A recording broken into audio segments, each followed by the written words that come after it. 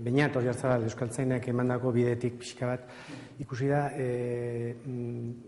gaizki, ene ustez, gaizki esplikatu den gai bat alegia. Zeatik garatu zen iparraldean euskara gola, klasikoak sortuz eta literatur mugimendu bat, eta zeatik izan da olako traizioa bat iparraldean idaztetik eta idazteko eta irakurtzeko ere, hor desberdintasun nabarmen bat zen.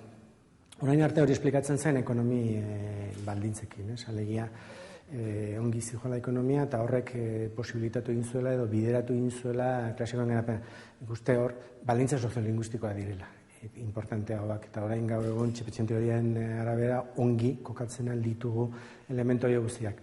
Eta bat da, latinak betetzen zuen kultur hizkuntzaren tokia, kultur, eliza, eta bar, eta momentu batean Europan suertatzen da mugimendua hizkuntza bulgar deitzen ziren horiek toki hori betetzeko. Hegoaldean espainolak lehendik salto hori egina zuen, errotuago zegoen, funtsean Europan lehenbizikoetariko bat izan zen hori egiterakoan, eta ja 16. menderako hegoaldean bazuen pixu bat, ikasitako jenden artean, hain zuzen, eta zuten hizkuntz komunitate espainolak zuen presioengatik. Aldiz iparraldean hori zen ematen.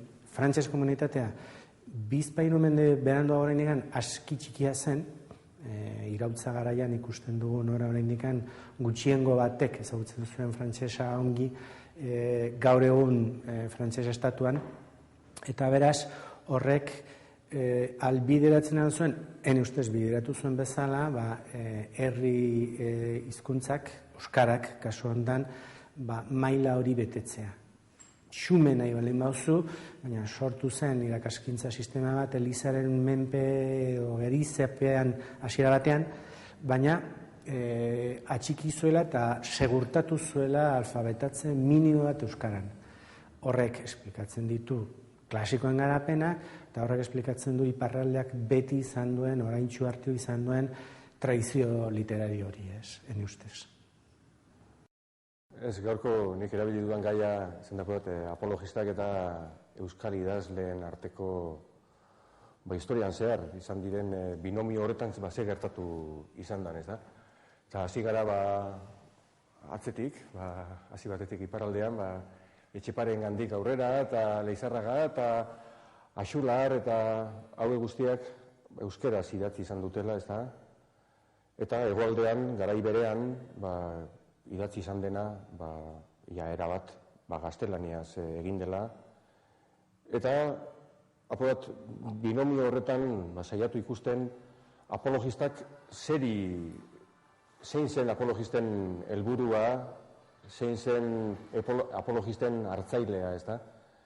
Eta labur bilduz pixka bat, esan daiteke, apologistak ez dutela euskal jendearentzat idatzi, ez da? Apologistak egin dutena izen da, euskara gaitzesten zuen jenteari begien aurrean jarri, aurretiaz beste hainbat kulturatan erabilitako irizpide beretsuekin autoafirmazio moduko bat, ez da? Beraz, iberismoaz eta basko-iberismoaz hitz egiten dugunean hoixe da, ez da? Ze handiak eta ze onak garen euskaldunak, nobleziaren aldetik, ze antzinako dan euskera eta nondik ekarritakoa dan, Tubalek ekarritakoa, Espainia osoko eta beste batzuk perotxegik eta esango dute, are Europa osoko hizkuntza euskera izan dela, ez da? Baina, apologia da, jauntxoek apoiatutako lagundutako apologia garai horretan, eta demostratu nahi duela euskaldunak eta euskara oso noblea garela, hijosdalgo, noblezia badukagula, eta badukagula Espainian aitzindari izateko arrazoiak, makina bat, ez da? Iparraldera begiratzen baldin badugu, zeintzu dira Etxepareren eta Xularren hartzaileak? Euskal jentea. Beraz, batzuk euskal jentearentzako egiten dute proiektu kultural bat, eta apologistak proiektu politiko bat egiten dute, ez euskaldunei begira, baizik eta datozen zer horiek datozen kritika horiei guztiei aurre egiteko, ez da?